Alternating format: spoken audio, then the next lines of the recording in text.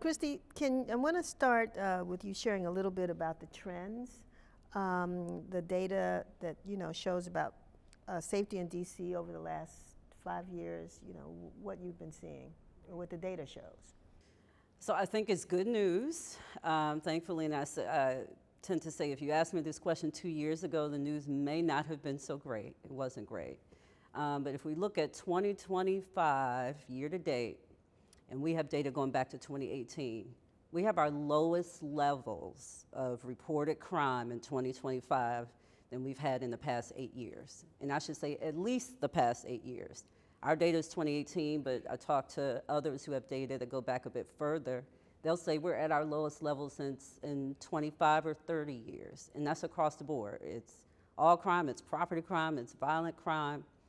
And just to offer some numbers in comparison to even where we were last year when we were already seeing a decline, it's 11% decrease in all crime, 28% decrease compared to this time last year in violent crime, and even with homicides, which certainly are the most concerning, we're down 21% from last year.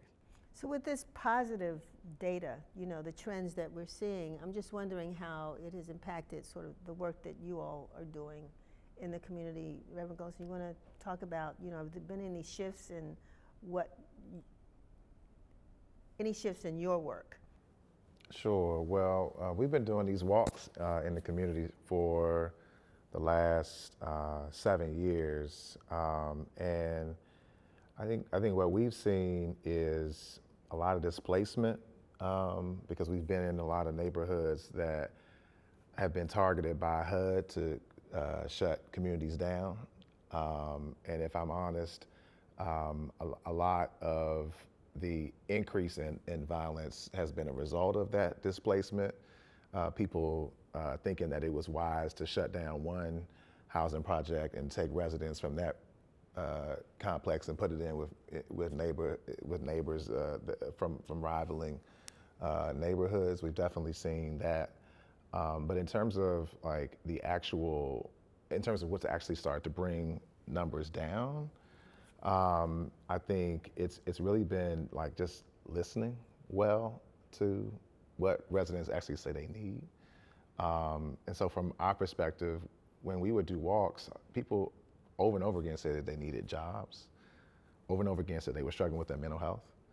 And so people would routinely ask for prayer, which is a sign that your spirit is dejected. There's something that's happening on the inside of you based upon lack of access to resources, your lived environment. And so I think what we've started to see that has changed is we've taken listening to people and turned that into some advocacy, because when we would call, for example, the Department of Behavioral Health, they have a mobile crisis team, and 5 years ago, we would make those calls, 6 years ago, we would make those calls. It would take 2 hours for somebody to come out. So if somebody's in distress and you're supposed to be a emergency mobile crisis team, it wasn't too much that was mobile or emergency or crisis oriented about how that was actually happening in real time. But through organizing clergy to actually come out to council meetings and say, hey, look, we've made those calls and we're not seeing results, or to have that conversation with Dr. Bazron or Dr. Moise, the people who are in position to make those changes, we've seen those response times and also through adequate funding for the programs like that itself. We've seen much better response times, and I think that's been a major help. I think it's been good to see improvements with project empowerment. When we place people through a Department of Employment Services program, and if people don't get placed, then they get discouraged. And so I think it's been good to see better coordination in terms of providing job resources. And I think it's been so great to have our VIs on the ground with us, so that if there's a situation that we can't handle or that is outside of our training, I'm from uptown, so I'm not necessarily going to understand every single situation in Benning Terrace or in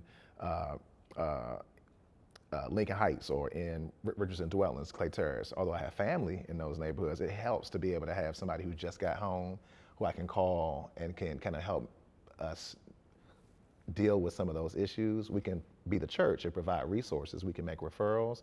but it's like having that entire like village concept, if that makes sense, working together, that I think has really helped to start to drive things down. No, that's that's what people have asked for, and it sounds like you all are helping to drive that response. And then Thomas, when people come in, to your programs, are they? First of all, do they make it through? Is it easier? What are you seeing? So what we have seen, if there is someone who's a returning citizen who's done more than 10 years, they tend to be our most tenured team members. They value opportunities differently. They know how hard they are to come by, and they're not going to put them in jeopardy. So they tend to stay longer and be more successful. I would say over the past 18 months, we had seen more folks get placed in our hotels, more folks get placed in the industry. I would say April forward, things here in DC area have changed with the DOGE-related cuts in government spending, and so now the industry is not as healthy as it once was. So we got folks not getting hours, and now we got some folks unemployed. So we're having to deal with the impact of this present moment. Wow. Yeah, well, we hope, that the trend continues. I think that's what we all want that. Our whole communities want that. And, Eric, because you are on the ground as well, when people say crime is there's been a reduction in crime, the incidence of crimes in certain areas, the data we just heard, how is the people in the community that you deal with, how are they responding to that? Well, we never hear those numbers, so we just stay working regardless of. You don't hear them because you've got work to do. I hear them because I'm related to you all, and I get it. But I'm just saying the people on the ground don't necessarily hear whether the numbers are down or whatever, because they still got to do the work. Just because they down today don't mean to ease up on the work. We got to keep on working in the community. I think with things like employment and stuff, some of the stuff I was looking at is like, I made bad decisions when I was young because of my situation at home. Like, I've been a part of being evicted. I've been a part of coming home and trying to make something to eat out of just a loaf of bread and some jelly and stuff. And though I'm doing better, my kids are doing better, it's still some families that have that situation. And it's kids that's in that situation that still gonna make bad decisions. So them the ones we still try to get to before they even make those decisions, because we know what their household is like. Mm-hmm. And we look at the trends too. I mean, one of the, I think like carjackings, for example, are down, right? So what would you accredit that reduction in? What's working? I think some of the stuff, like I was mentioning earlier, I think a lot of the outreach and the connections that people have in the community has played a part in it, definitely with everything that just went on recently, where the city was under siege from the political side.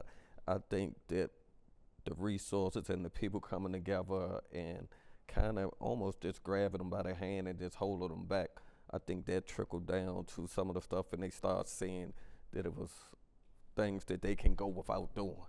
And I think with social media, so they get caught up in some of that stuff sometimes and think that that's what they need to be doing all the time. But in this time when we kind of went out in the streets real hard and we galvanized and we grabbed them, we held them, I think that played a part in it. I do think there's greater collaboration. Even with Eric and I, there was a guy some years ago who came home from prison, started working with us, transitioned up to a supervised role with us, and then Eric had an opportunity for him, and Eric took him away from it, And so I think there's a community of folks that are in the streets, and there's a community of folks that are committed to hiring them that have worked together.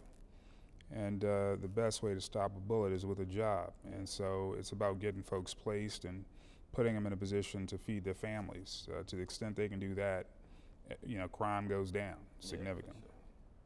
I want to go back to faith leaders in a minute, but since you brought up the issue of jobs and businesses, I'm a small business owner, and so, I mean, if you were to advise the business community here on ways that they, well, one, what have they been doing besides what you all are doing that seems to be having an impact? But what could business owners or business leaders be doing? I would strongly encourage my colleagues in business. I think there were folks in the business community who had a strong opinion on the crime bill.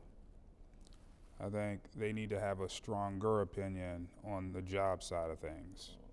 And so that is where the work is. And to the extent that we can create opportunities for folks to come into our respective businesses, the crime problem dissipates. We don't have a crime problem.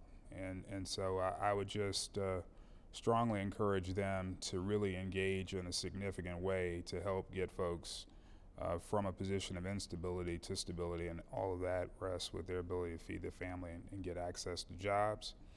There's talent here. You know, many of the individuals that may have went to prison, they had skills. They just were not using them the right way. And if we can allow for them to use them the right way, our businesses will be better for it. So I would just strongly encourage them to engage with the same energy, the same voice that they engage on the crime bill and engage on the employment side of things. Where do you come to get all you know?